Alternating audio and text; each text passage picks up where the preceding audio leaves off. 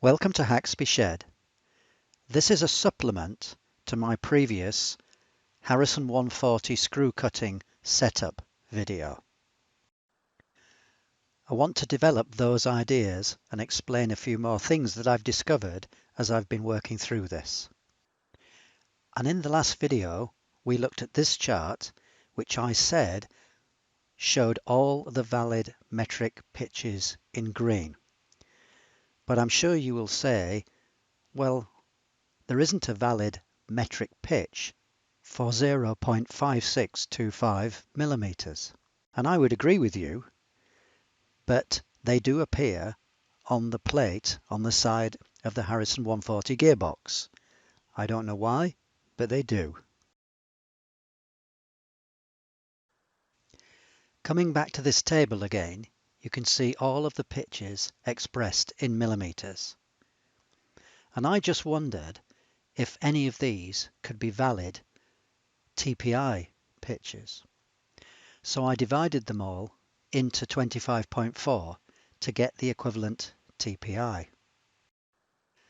And this table is what I got. Now there's only one TPI on here, which is a perfect TPI with no error, and that's 127 TPI. But there's a number of pitches which are close to TPIs with very little error. This table shows the closest TPIs and the level of error. Now what level of error you can tolerate depends on the application.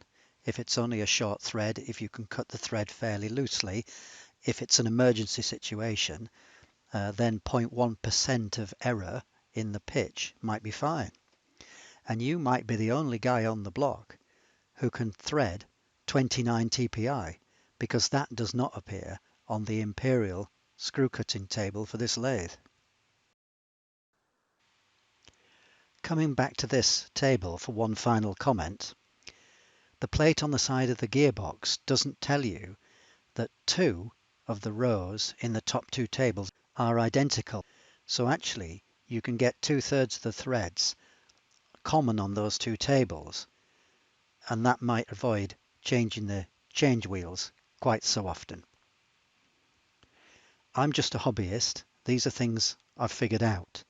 I hope they're useful to you. Thank you for watching Haxby Shed.